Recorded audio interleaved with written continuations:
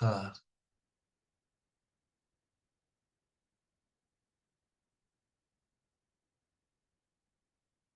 고미숙의 열화일기 웃음과 역설의 유쾌한 시공간이라는 책을 우리 같이 할 텐데요.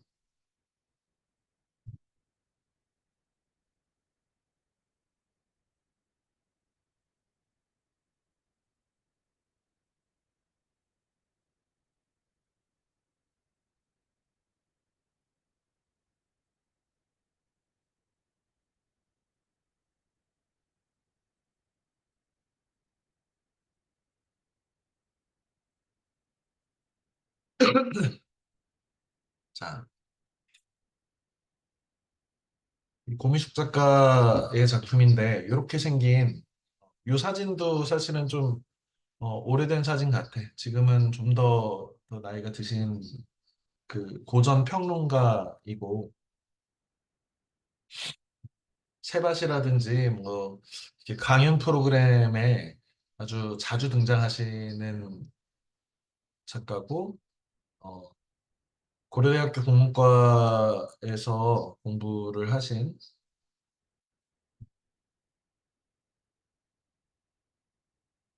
대체로 그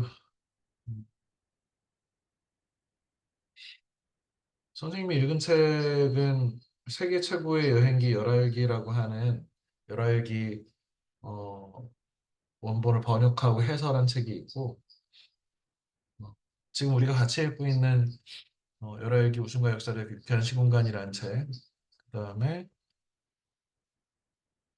공부의 달인 호모 쿵푸스 그다음에 호모 에로스 뭐 이런 책들을 몇 권을 읽었습니다. 우리 그 뭐 준엽이나 다경이나 민서나 어, 그 초등학교 건영이나 초등학교 때부터 선생님하고 수업을 같이 들은 친구들은 어, 이 생각한다는 것 뭐뭐 한다는 것 시리즈 있잖아. 거기에 이제 고병권 선생이 어, 지금 수유너머라고 하는 지식 공동체인데 이 수유너머에서 함께 그 연구를 하시던 분이고 어, 그래서 선생님은 이 그 고병권 뭐 혹은 지금 고미숙 선생도 있지만 이 수유너머 출신의 연구자들에 대해서 뭐 이진경 씨도 아마 이 팀인 걸로 알고 있는데 좀 신뢰하고 좋아하는 그런 연구 집단인데 지금은 이제 다 자기 갈 길들을 찾아 나선 흩어진 상태로 알고 있습니다. 음, 자, 우리가 지금 열알기의 해설서를 읽게 되는데 기본적으로 원문은 이 열알기인 거지. 음, 이 열알기를 이해하기 위해서는 어, 이 중국의 역사 그리고 우리 역사를 잠깐 알아볼 필요가 있는데 그걸 먼저 좀 정리를 하고 해설을 하겠습니다. 음, 이렇게 그리면 되나? 이렇게 어, 조선이 있고 이렇게 일본 외가 있고 그다음에 명 나라 중국이지. 그다음에 이쪽에 후금 이 여진족의 나라인 만주족 여진족 후금이 이렇게 위치하고 있는데 일단은 1592 1592년에 임진왜란이 있어. 임진왜란은 일본의 전국 시대를 도요토미 히데요시라고 하는 예전에는 한자로는 풍신수길 이라고 했는데 이 전국을 통일한 도요토미 히데요시가 조선을 거쳐서 명나라로 쳐들어가겠다는 명분으로 어, 이제 전쟁을 걸어와서 이 조선과 명나라를 우리가 황제의 나라라고 하고 통상 이제 탱크가 만대다라고 해서 만승지국이라고 하는데 만승은 이 수레 승자를 써서 수레가 만대다, 탱크가 만대 정도의 황제 나라다. 조선은 천승지국, 이 왕국이지. 우리 제후국이라고도 하는. 어쨌든 우리가 형식적으로는 중국을 어, 사대주의, 큰 나라를 섬기는 이 사대의 어, 예법을 우리가 하고 있었단 말이야. 그래서 우리가 명나라 중심의 세계관, 이 중화라고 하는데 명나라 중심의 세계관으로 갖고 있어서 외가 임진왜란을 쳐들어왔을 때 명하고 조선이 합쳐서 외를 물리친 전쟁이야. 그런데 이런 와중에 이 만주족 북방민족인 후금이 인근 지역에 여러 몽고라든지 이런 북방민족들을 다 그 석권을 하면서 점점 세력을 넓혀갔어. 마치 어부지리처럼 이제 어부지리라고 하면 이 물고기 잡는 어부가 이익을 얻었다 이런 거잖아. 우리 그 조개하고 이 황새가 싸워가지고 어부가 둘 다 잡아먹었다 뭐 이런 거잖아. 마찬가지로 지금 명나라 조선이 힘을 합쳐서 외랑 싸우느라고 요 모든 나라가 동북아시아의 모든 나라가 약화됐을 때 후금이 세력을 길러가지고 명나라를 정복하고 중원을 차지하려고 했단 말이에요.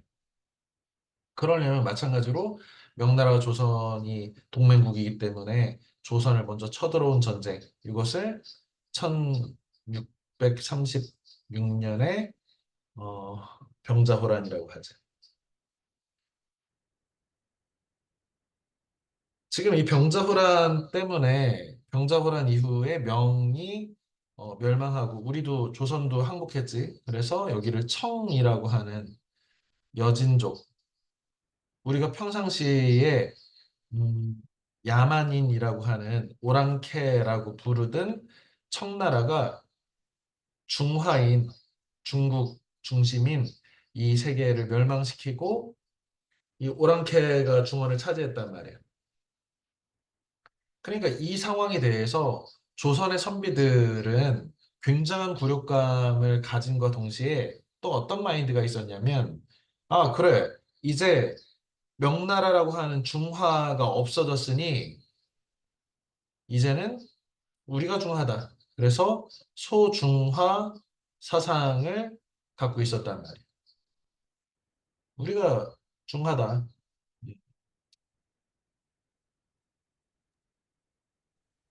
그러면서 청나라가 황제 나라가 됐어요. 우리의 황제는 이제 더 이상 명나라 한족의 나라가 아니라 변발하는 이렇게 앞에 다 이렇게 면도해가지고 대머리처럼 만들고 뒤에 꼬리를 남기는 이 책에서도 어떻게 보면 굉장히 그 해괴한 헤어스타일이고 어떻게 보면 굉장히 세련된 헤어스타일인 이 변발을 전하고 있는 이 오랑캐들 희한한 옷들을 입고 만주어를 쓰는 이 오랑캐들이 중원을 차지했지만 그래서 우리가 조공을 바쳐야 되는 황제 나라이긴 맞지만 한편으로는 야만인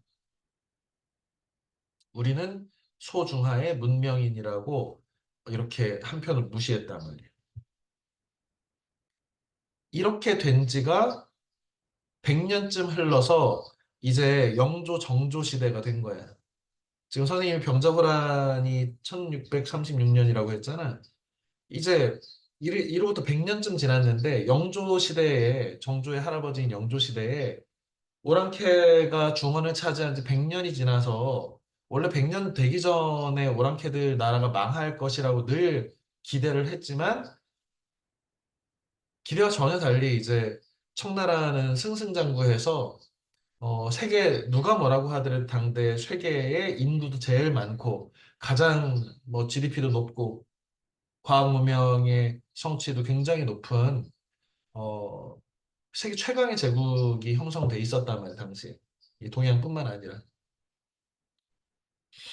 그래서 어, 이 어떤 조선의 선비들 입장에서 보면 약간 그 분열적인 마인드를 갖게 된 거야. 한편으로는 강대국이고 우리가 섬겨야 되는 황제의 나라니까 사신으로 가서 존경한다고 표도 하고 한편으로는 우리가 무시하는 저 북방민족 야만인 오랑캐가 어떻게 저렇게 오래 가지?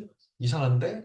하면서 한편으로 무시하기도 하고 우리는 이제 공자의 나라가 바로 우리 조선의 이 공자의 중화이다라고 생각하는 이 성리학적 사고방식을 갖고 있었단 말이에요. 그런데 우리 이제 연안 박지원이라고 하는 이 고미숙이 얘기할 이런 굉장히 특이한 어, 사람이지. 건륭제, 중국 건륭제의 70세 고희연이라고 하지. 어, 이 70생일을 축하하러 청나라로 다녀온 것을 적은 것이 열하일기다. 우리가 통상 연행록이라고 하는데 왜 그러냐면 중국의 수도인 베이징이 우리가 북경이라고 하잖아. 북경이라고 하는 이 베이징이 이 연경이라고 했단 말이야. 제비연자를 써서. 그래서 중국 북경을 다녀온 그 여러 이제 글들을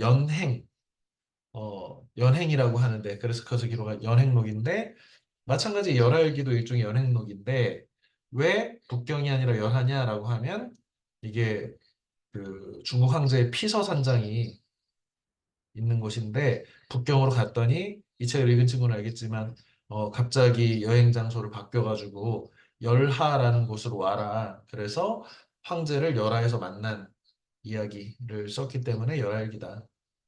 뭐 이런 얘기들이 지금 여기에도 잘 나타나 있네요. 물론 이제 여기서는 지금 이 해설에선 베이징이 너무 더워서 피서하러 갔다라고 하지만 어, 이 열하라고 하는 것이 중국 베이징의 북쪽에 있어서 지금 어떻게 보면 몽고 지역과 티베트 지역의 북방 민족들을 약간 압박하면서 이 정치 외교적으로 청나라의 위세를 만방에 떨치고자 하는 그런 포지션이다라고 하는 것을 이제 그 뇌에 해당하는 것, 중국의 뇌에 해당하는 자리에 있다, 뭐 이런 표현들을 이 책에서 다루고 있죠. 이 열알기가 왜 중요하냐면 너희가 고등학교에 가서 이 열알기에 수록된 여러 편의 작품들을 배울 텐데 대표적인 게 이제 뭐 일야 구도하기 같은 것이나 아니면은 호곡장기 이게 통곡할 만한 자리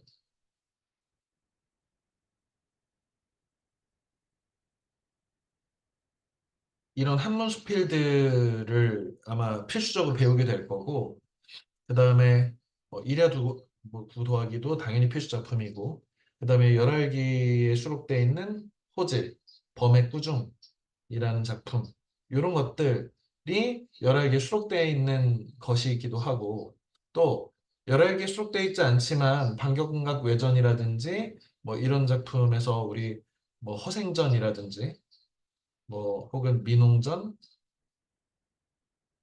뭐 김신선전, 양반전, 양반 파는 이야기 있잖아요. 이 등등등의 뭐 또 뭐가 있을까? 뭐 마장전?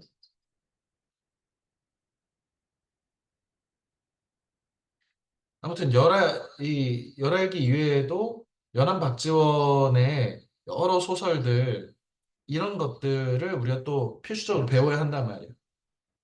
그래서 이 연안 박지원의 어떤 사상이라든지 연안 박지원이 살고 있던 이 시대 실학이 성리학적 사회의 어떤 반론을 제기하면서 나타난 이 시기라든지 이런 것들에 대해서 충분히 공부를 하고 해야지 이제 고등학교 때 국어를 잘 할 수 있단 말이에요. 그래서 물론 이제 뭐 민서도 이 책 읽기 어렵다고 했는데 사실 쉬운 책은 아니야. 하지만 누차 설명하지만 쉬운 책이라면 혼자 읽으면 되는데 좀 어려운 책이고 하니까 선생님과 같이 해설하면서 좀 어렵지만 꼼꼼히 잘 읽어보기 바랍니다. 그다음에 배경 지식으로 이 책을 읽다 보면 이제 문체반정이라고 하는 것이 이제 나타나는데 이게 되게 재미있죠. 이 문체라고 하는 것은 글 쓰는 스타일을 이 우리 몸체자를 체육할 때 그 몸체자가 이게 스타일을 뜻하는 말인데 이 문체라고 하는 것은 문장의 스타일일 뿐인데 그것이 반정, 정권을 이렇게 뒤집는 그러니까 어떻게 문체하고 글 쓰는 문체하고 문장 쓰는 스타일하고 어떻게 정치의 그 변란이 정권이 뒤바뀌고 하는 것이 어떻게 연관이 되냐 되게 의아하잖아. 당시에 이제 정조 시대에 이 양대 산맥이 이제 남인 계열하고 이 노론 계열인데 이 노론 계열은 이 사도세자를 죽이자고 한 쪽이니까 정조가 이제 좀 미워했단 말이에요. 이 노론 계열이 이제 박지원이 소속된 당파라면 이 남인은 우리 정약용 같은 아니면 뭐 이런 사람들 그런데 이 남인 계열은 이 책에 의하면 주로 서학 혹은 사학이라고 하는 천주교의 영향을 많이 받았고 나중에 이제 신유박해라든지 이런 거 당하죠. 지금 우리 홍성이나 저기 어디야 서산이나 이쪽에 천주교 성지들 되게 많잖아. 선생님 어제인가 그 해미읍성 지나가는데 그 보니까 뭐 교황빵 그래서 교황님이 드시고 가신 빵이다 뭐 이렇게 광고하는 빵이 있던데 아무튼 여기도 이제 그 신유박해 같은 천주교를 박해하던 정조 사후에 그런 그 이 성지들이 있잖아 이 지역에 마찬가지로 여기도 이 남이는 이 천주교 계열을 믿었다면 이 노론 이쪽 그 사람들은 이 새로운 문체 그러니까 폐관 잡서라고 하는 어떻게 보면은 지금 열할기로 대표되는 청나라에서 유행하던 소품문체 이것들을 굉장히 좋아했단 말이야. 그러니까 시대가 바뀌면 글 쓰는 스타일도 바뀌는데 정조는 이 노론 세력이 자기가 키우고 있는 남인 세력을 천주교 사학이라고 비판하면서 얘네가 아주 나쁜 놈들이야라고 하니까 이걸 균형을 맞추기 위해서 오히려 청나라 소품문체를 쓰는 느그들이 더 문제다. 얘네들은 완전 나쁜 놈들인데 나쁜 놈이니까 티가 난다는 거야. 그런데 니네는 마치 사입이다.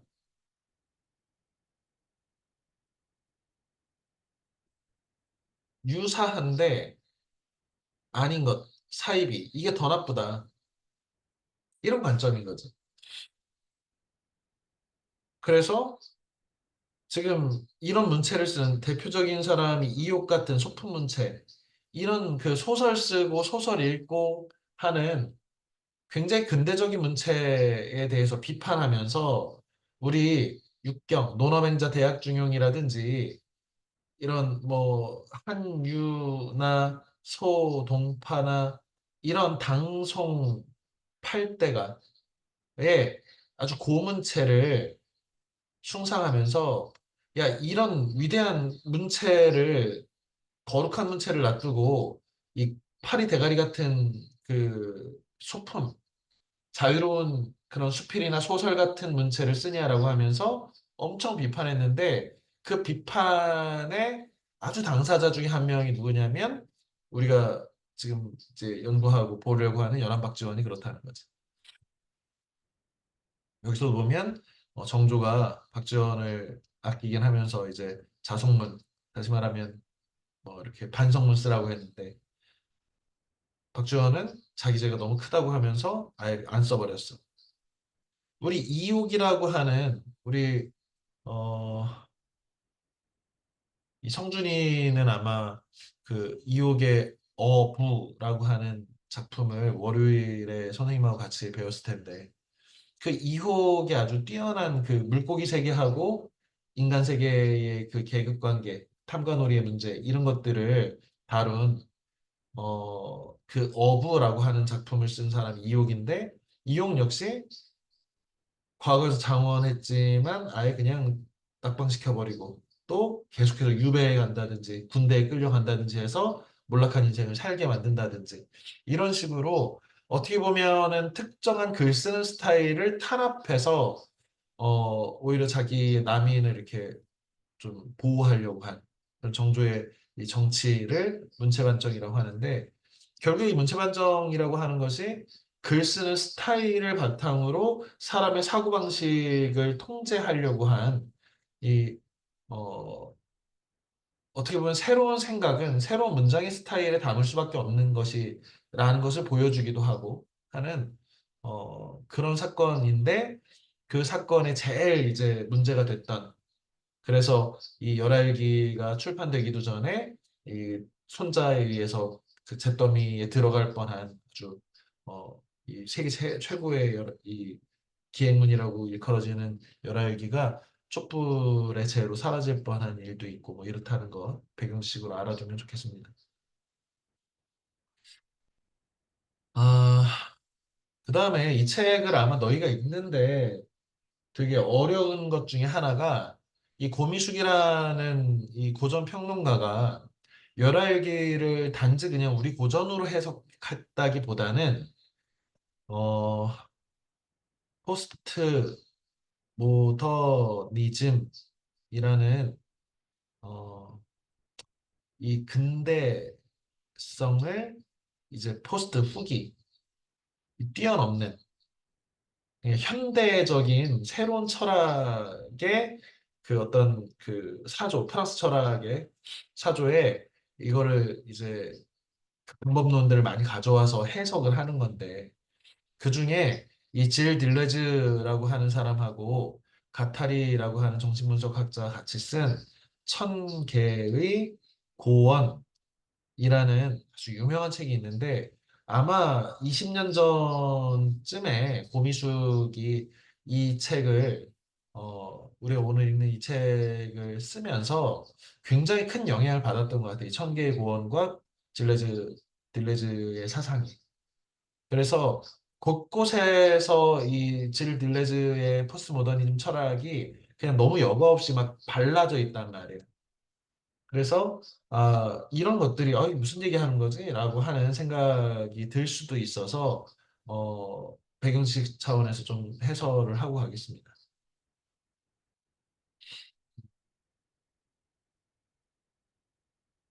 이런 사람이고요.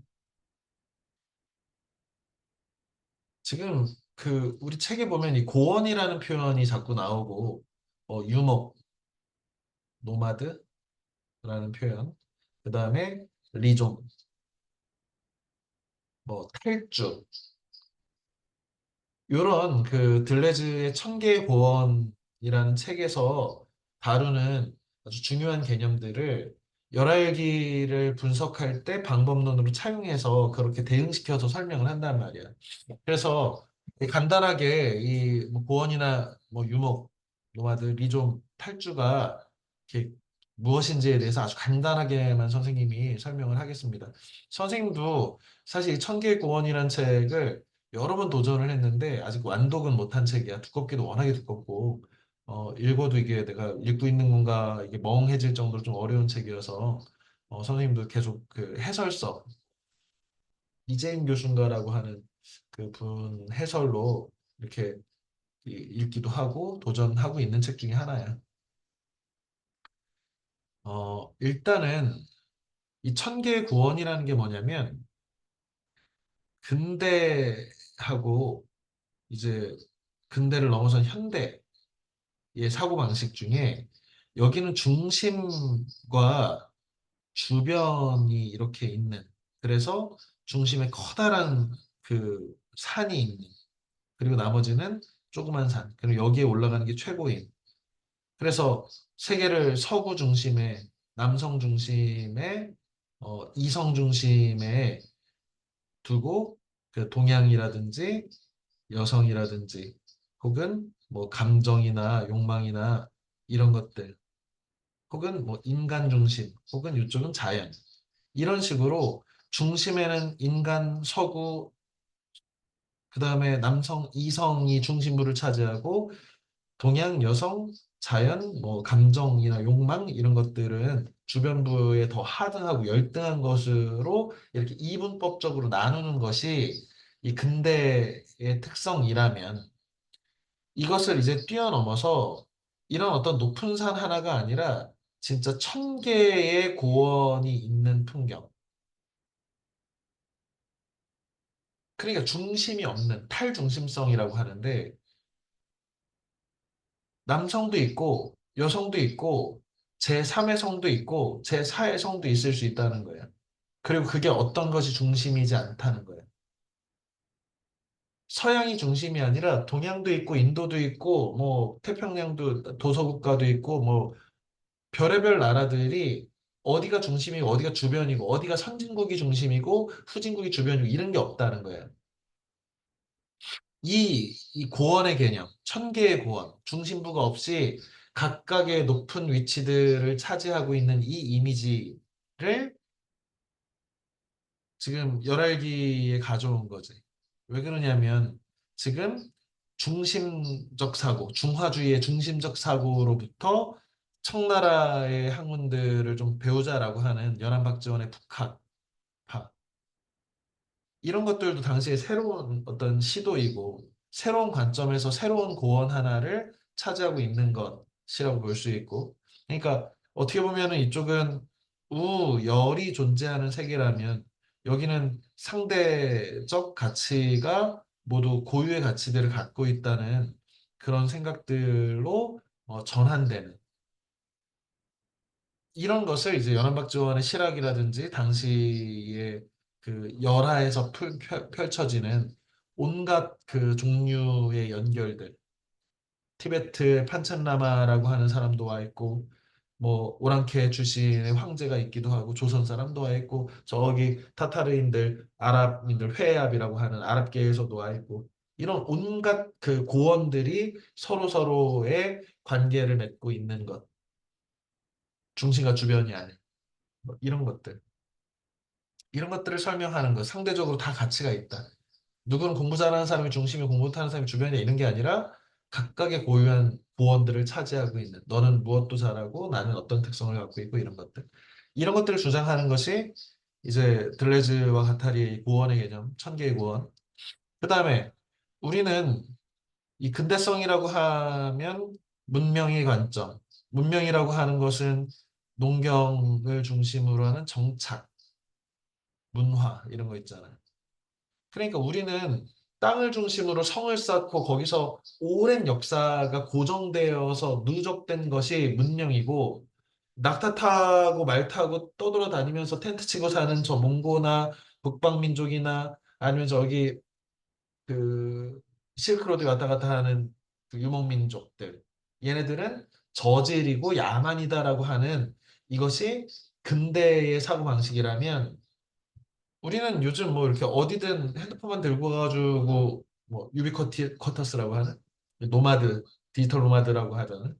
그러니까 어디든 선생님도 내가 갖고 있는 지식과 연결될 수 있는 사람만 있으면 평촌이든 대치동이든 뭐 홍성이든 아니면 뭐 제주도나 아니면 미국이든 상관없이 접속해가지고 내가 할 수 있는 나의 정체성, 나의 고언을 또 이렇게 그 만들어 갈 수 있는 거잖아. 마치 그 텐트만 가지고 어, 이 유목하는, 떠돌아다니면서 자신의 삶을 살아가는 사람들.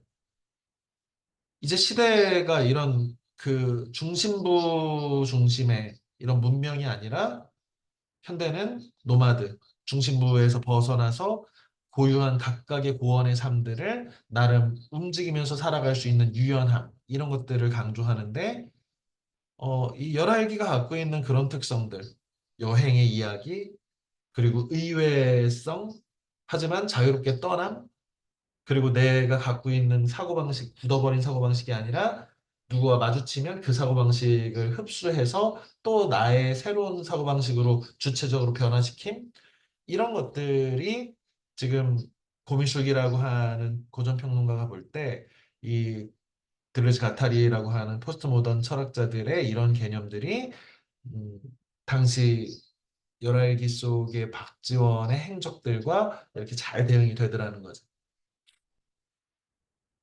리좀이라고 하는 개념도 이제 어떤 거냐면 이게 그 튤립 부분 같은 거 있잖아. 리좀적 사고와 이 수목, 나무와 같은 사고를 대비하는 건데 나무는 뿌리가 이렇게 하나가 있고 뿌리로부터 줄기가 있고 줄기로부터 이렇게 가지가 있고 그지? 가지로부터 잎이 있고 열매가 열리지. 이것은 뿌리, 줄기, 가지로 가는 중심에서 주변으로 가는 이런 것. 그러니까 우리나라로 치자면 서울 혹은 뭐 서울 종로나 혹은 강남을 중심으로 한 그래서 주변으로 갈수록 중심부에서 멀어지는 것 같은 이런 것. 학문도 뭐 교수님이 가르치고 석박사 학위를 딴 사람들이 대학원생으로 있고 그 학부생들이 있고 그 나머지들은 인정하지 않는. 그러니까 중심부와 주변부가 있어서 어떻게 해서든 중심부로 가서 권위를 갖는. 다시 말하면 높은 산의 중심에 올라야 최고가 되는. 이런 방식이 나무의 이미지라면 리좀이라고 하는 것은 땅속의 구근들이 알뿌리가 어디가 중심인지 알 수 없단 말이에요. 이게 천개의 고원하고 같은 이미지거든. 유목하고도 같은 이미지인 거예요. 그러니까 다 지금 어떤 상대주의적인 연결성 같은 거. 그래서 나도 하나의 고원인 것처럼 나도 하나의 리좀인 거지. 선생님 리좀이 지금 준엽이 혹은 뭐 승아 혹은 상원이 이런 식으로 접속해 있는 이런 형태. 선생님은 똑똑하고 다 알고 있으니까 내가 가르치고 니네는 나의 제자니까 배워라 이런 방식이 아니라 모두가 중심성을 가지고 있는 존재들끼리 서로 연결해서 새로운 의미들을 계속해서 창출해내는 유연함 이런 것이 리좀적 사고라고 하는데 이 리좀이란 말도 계속해서 지금 고민숙이 쓰고 있으니까 이게 중심과 주변이 있어서 중심이 우하고 주변이 열등한 우월 열등이 이렇게 나뉘는 서울대에 들어가면 우월하고 지방대에 가면 열등함이 아니라 모든 대학들이 각각의 고유한 특성들을 가져서 서로 알뿌리처럼 연결된 그런 지식 체계 혹은 대학이 가지 않아도 이렇게 연결돼 있는 일종의 비유하자면 그런 것을 리좀, 알뿌리.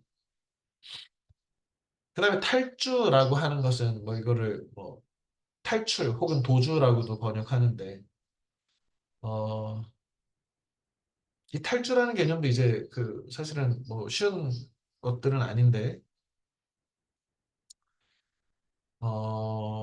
토끼굴 예시를 이제 들 수 있는데 토끼는 항상 입구가 굴에 이제 입구가 이렇게 있으면 반드시 퇴로를 만들어낸다 놓는다는 거야. 왜? 나를 중심성으로 나무 같은 사고로 아니면 근대적인 합리주의 사고로 나를 딱 쥐어서 너 어떤 사람 되라. 너는 어떤 사람 되어야지 정상이고 그것으로 벗어나면 비정상이야. 라고 하는 이런 이분법적 사고방식으로부터 도망하는 거. 왜? 내가 도망하지 않으면 도주하지 않으면 나는 노예적 삶을 살 수밖에 없으니까 나는 자유롭기 위해서는 이 나를 구속하는 이것으로부터 도주해야 된다. 탈주해야 된다. 탈출해야 된다. 이 탈출에는 여러 방식이 있는데 물론 이제 연합 박지원처럼 고리타분한 조선 세계를 벗어나서 넓은 세계, 청나라의 이질적 세계로 진짜 움직이기도 하지. 또 단지 공간적인 이동 말고도 성리학이라고 하는 당시 중심 세계의 이론, 성리학을 따라야 정상이고 다른 뭐 청나라 고증학이라든지 양명학이라든지 혹은 불교라든지 이런 주변부의 지식은 이단시해서 이런 걸 믿으면은 뭐 특히 천주교 같은 거 믿으면 이제 위험한 이런 것으로부터 벗어난 자유롭게 벗어나는 것, 자유롭게 도망가는 것 이런 개념을 이 탈주 개념이라고 하는데 아마 너희가 이제 이 책을 읽으면서 갑자기 왜 고원이 자꾸 나오고 유목이나 리좀이나 탈주의 개념이 나오는가 이게 크게 어려운 게 아니고 결국에 탈중심이라고 생각하면 돼. 탈중심이라는 건 뭐냐면 세계가 규정한 옳고 그름, 세계가 원하는 중심과 주변, 어떤 것은 정상, 비정상, 남자는 우월하고 여자는 열등하다. 뭐 유색인종이나 서양 영어권은 뭐 과학적으로 뛰어난 이성을 갖고 있고 주변부 동양이나 뭐 인도나 뭐 이런 제3세계에는 후지다. 이런 관념으로부터 완전히 벗어나는 것을 이제 이 포스트 모던이라고 하면서 이분법적 세계를 없애고 새로운 다양한 가능성들의 다원적인 세계들의 접속들, 자유로운 접속들 이것을 이야기하는 것이다라고 생각하면서 이렇게 읽으면 어, 이 정도로 읽으면 읽힐 거라고 생각합니다. 자, 그래서 본문들을 좀 보겠습니다. 선생님이 인상 깊은 본문들 몇 개를 소개를 하면 어, 앞에서도 이 문체반정,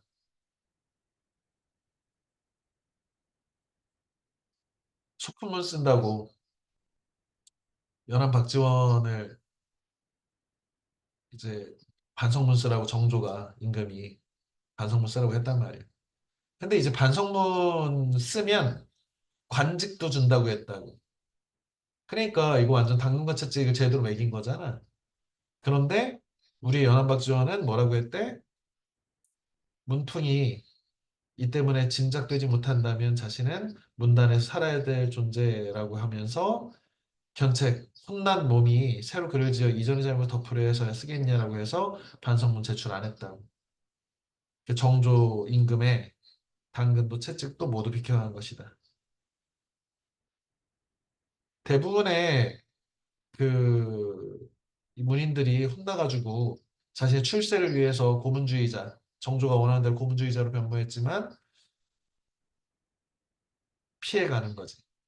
이런 것이 이제 고미숙이 볼 때는 아까 탈주, 이 세계가 나를 정상이 아닌 방식을 일탈이라고 규정해서 너 그러지 마. 너 이렇게 내 말 잘 들으면 너 그런 스타일 글 안 쓰기만 하면 내가 높은 벼슬 줄게. 이렇게.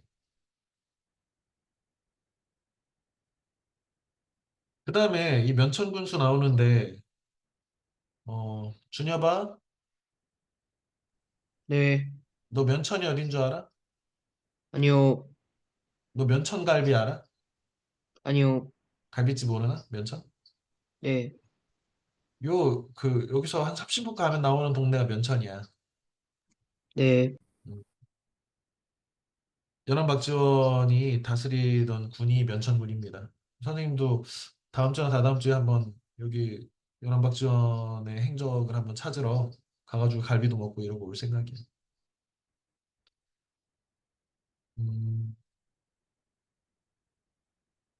170페이지에 있는 이런 것도 되게 좀 인상 깊었는데 나를 안아주는 이가 드물다면 나는 참으로 고귀한 존재다라는 이 노자의 노장 사상, 춘추시대의 노자의 궤변을 버팀목 삼아 사는 사람이 연안 박지원이다. 우리가 그 논어에 보면 인부지 불온 이면 불여 분자호라고 하는데 남이 나를 알아주지 않아도 화내지 않으면 그것이 바로 분자다. 우리는 타인의 인정에 대해서 굉장히 취약하단 말이에요, 사실. 우리 그 인정 투쟁이라고 하는 악셀 호네트의 책도 있지만 그러니까 우리는 남의 인정이 없이는 사실은 스스로의 자존감을 갖고 살기 되게 힘든데 이 연안박전은 남들이 자기를 안 알아주고 나를 무시하고 해도 어떻게 생각하는 거야? 나를 알아주는 이가 없다면, 나를 이해하지 못한 사람이라면 오히려 나는 아주 개성적인, 드물고 고귀한 존재구나. 이렇게 생각한다는 것도 역시 엄청 강한 마인드를 갖고 있는 인물이라고 볼 수 있지요.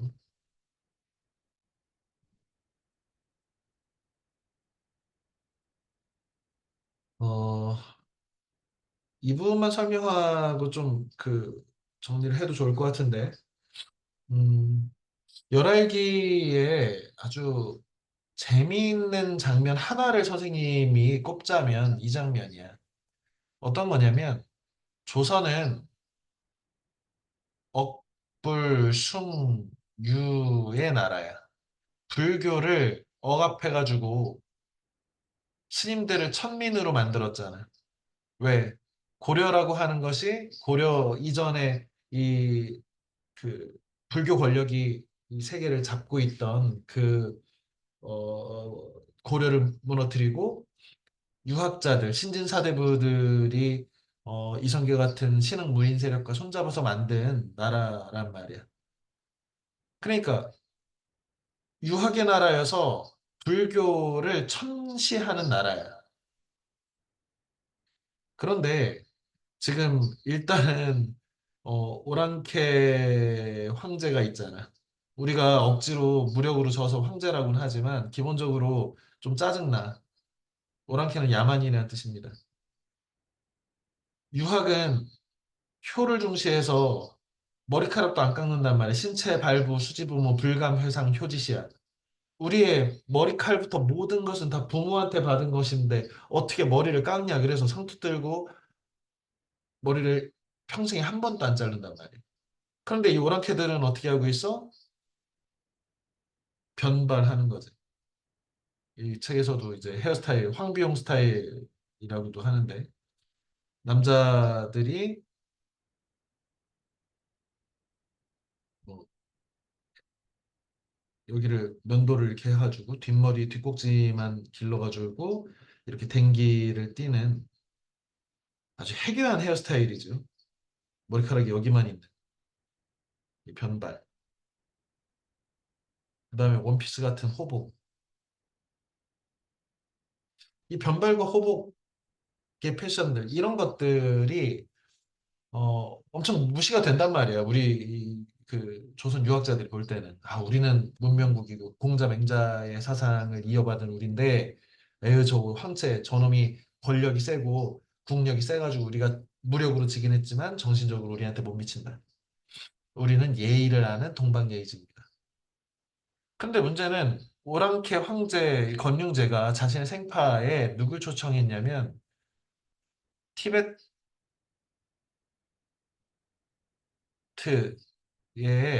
판첸라마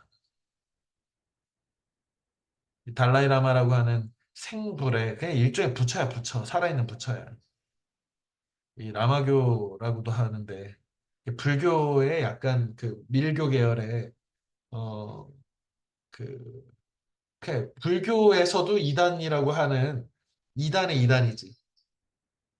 근데 문제는 황제가 이 판첸라마한테 황금 사원을 지어주고 스승으로 모신단 말이야. 그러면 어떻게 되는 거야 순서가? 황제를 아련하온 조선의 소국의 그 사신이잖아. 사신단. 그런데 이 존엄인 황제. 근데 황제가 스승으로 모시는 판첸라마. 그런데 조선은 유학의 나라니까 불교를 무시하지. 이게 족보가 꼬이는 거지. 그러니까 황제 입장에서는 조선 사신단들을 너무나 좋아해. 왜? 자기네들 맨날 무시하니까. 입장에서도 저 새끼들 뭐 가진 것도 없고 우리가 쳐들어가면 금방 없어질 나라가 왜 이렇게 우리를 무시하지? 이렇게 할 거 아니야.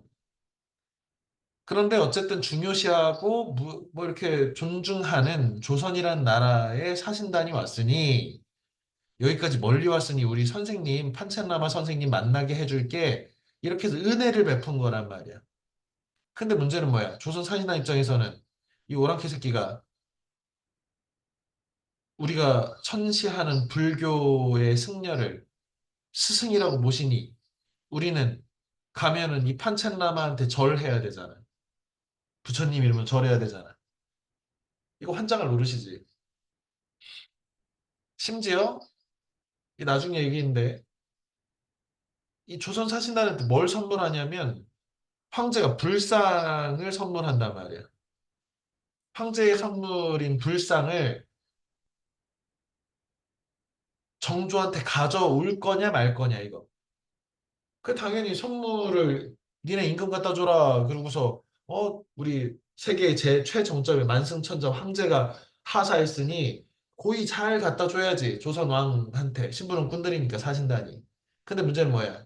이게 불상이야. 이거 갖고 들어왔다가는 어떻게 돼?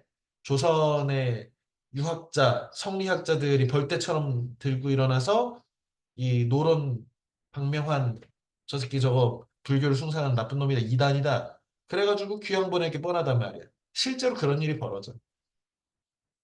나중에 이제 그것들을 잘 무마하는 내용들이 나오긴 하는데 선생님이 볼 때 아주 이 재미있는 장면, 이 열알기를 통틀어서 정말 그 천개의 고원의 장면, 유목의 장면, 리좀의 장면이라면 이 장면이지. 이 모든 사람들이 자신의 주체적으로 생각하는데 함께 모아놓으니까 잡음이 생기는 거지. 그래서 황제가 뭐래? 그 나라는 예를 갖는데 사신들은 예를 모른다라고 해서 어처구니 없죠. 왜? 황제가 스스로 떠받드는 존재가 변방의 조선이라는 나라가 오랑캐니 하면서 예를 표할 수 없다고 하니까 돌아버리겠는 거지. 이런 것들. 그래서 이 장면에서 열하일기에 보면 열한박지원은 뭐 정식 사신단도 아니고 박명원이라고 하는 사신단장의 자제군관이라는 일종의 개인 비서 자격으로 명단에도 사신단 명단에도 오르지 않고 그냥 따라갔단 말이야. 약간 프리랜서로. 그런데 여기서 어떤 생각을 하냐면 아 그래 조선 사신단이 이렇게 뻗대가지고 황제한테 미움사면 이 외교적으로 문제 생길 텐데 그렇다고 황제의 스타일 보니까 그렇게 옹졸한 놈은 아니야. 그러니까 조선을 쳐들어간다니 조선 왕한테 욕하진 않을 거고 그냥 사신단 우리 사신단 정도를 멀리 저기 중국의 오지로 유배 정도를 보낼 거다. 왜? 자기가 하사한 물건이나 자기가 스승으로 모시는 사람한테 절도 안 하고 무시하고 오랑캐라고 하니까. 그리고 맨날 그 조선 사신단들끼리 모여 있으면 중국 황제를 저 떼놈 새끼라고 오랑캐라고 욕하거든. 그 사신단 안에도 중국의 스파이들이 다 있을 거 아니야. 청나라 스파이들이. 그게 분명히 위태롭다. 그런데 연안박전은 뭐래? 잘 됐다. 이참에 내가 중국의 오지까지 곡국까지 여행할 수 있는 좋은 기회가 됐다. 유배 떠난 다음에 저기 총나라 험한 그 곳까지 갈 텐데 야 이참에 난 거기도 가볼 수 있겠다라고 하는 럭키비키 원형적 생각을 하고 있는 거지. 오히려 좋아. 특이한 사람이지. 어, 213페이지에 이용후생. 요 구절도 아마 이해하기가 어려울 것 같아서 선생님 해설을 하겠습니다. 이용은 뭐냐면 이롭게 사용하다라는 뜻이잖아. 그러니까 실학의 정신, 실사구시, 실용적인 것을 공부하자. 성리학이라고 하는 유학의 관념적인 그런 뭐 이가 뭔지 기가 뭔지 세상의 본질이 중요하냐 뭐 아니면은 인간의 본성은 본연지성은 안 변하는 것인데 기질지성은 변해서 인간이 선하고 악한 것은 기질에 따른 것이다 등등의 굉장히 인간의 심리나 세상의 원리에 대해서 관념적이고 형이상학적인 실질적이지 않은 상대적으로 그런 유학을 이 주자라고 하는 주희가 송나라 때 만든 것을 이 조선은 신봉하고 있었다고. 그런데 야, 이런 것은 공리, 공담이야. 비어버린, empty하다는 거지. empty한 이론이고 쓸데없는 논의야, 공리공담이야. 라고 하면서 실질적인 탐거 탐구하자. 이용, 후생. 이롭게 사용해서 이 두꺼운 숫자인데 백성들의 삶을 좀 풍요롭게 만들어주자. 풍요롭게 만들어주자. 이게 이용후생이야. 그러니까 이용이 있은 연후에 그 다음에나 후생이 있다는 거야. 그러니까 우리가 학문을 관념적 학문하지 말고 실제로 농사에 필요한 것 혹은 이 과학적인 것들을 기술적인 것들을 좀 해서 그 다음에야 백성이 삶이 좋아질 거 아니냐. 후생된 이후에야 정덕이 있다. 그래, 덕을 바르게 하는 것, 도덕성을 바르게 하는 것도 제일 먼저 뭐부터 하라는 거야? 먹이고서, 잘 먹이고서 하라는 거지. 대체 이용도 않고서 후생할 수 있는 이는 드물고 생활이 넉넉하지 못한데 어떻게 정덕이 가능하겠냐. 이게 바로 연안 박지원이 청나라의 학문, 청나라의 과학기술을 배우자. 그 다음에서나 도덕이나 윤리나 문화나 예술이나 이런 게 있는 거다. 백성부터 잘 먹고 잘 살게 해주자. 뭐 지금도 우리한테 굉장히 중요한 어, 뭐 울림을 주는 말이죠. 이런 말들은. 먹고 사는 게 백성 먹고 사는 게 제일 중요하지. 정치의 본질이지. 자, 이 책이 좀 어려워서 완독하기가 좀 빡셀 수도 있는데 어쨌든 너희가 이 책을 읽으면서 완벽한 독서는 늘 없다고 했잖아. 그래서 어, 이제 읽을 수 있는 만큼 최대한 읽어가지고 꼼꼼히 잘 어떤 것이라도 좀 얻어가겠다고 열심히 공부하고 읽으면서 좀 모르는 구절이 나온다거나 선생님 이거는 이 부분은 읽었는데 무슨 말인지 하나도 모르겠어요라든지 뭐래도 피드백을 가져와야 선생님이 좀 이렇게 해설을 할 거고 어, 정말 이해가 안 되는 부분이 있으면 들고 오면 선생님이 개별적으로라도 좀 해설을 해주겠습니다. 자, 우리 다음 시간까지 이 책을 끝까지 어쨌든 잘 읽어오고요. 뒤쪽에 열알기의 내용이나 이 전체 흐름이나 이런 것들에 대해서 다음 시간에 또 꼼꼼히 잘 해설을 하겠습니다. 그 다음 책은 심채경 교수라고 하는 여성 천문학자 분께서 쓰신 천문학자는 별을 보지 않는다라고 하는 책인데, 이 책도 2주간에 걸쳐서 우리가 잘 진행을 할 거니까 미리미리 책을 구하고 구매를 하든 아니면 빌리든 해서 이 책도 읽으면서 빨리빨리 이 책도 좀 미리미리 읽어서 바빠지기 전에 잘 읽기 바랍니다. 오늘 늦은 시간까지 모두 고생했고요. 아까도 얘기했지만 제가 지금 모르는 게 있으면 선생님한테 적극적으로 질문해서 선생님을 잘 활용할 수 있도록 이렇게 합시다. 자, 고생했습니다. 굿나잇. 안녕히 안녕히 계세요. 그래, 계세요. 안녕히 계세요. 그래. 안녕히 계세요. 안녕.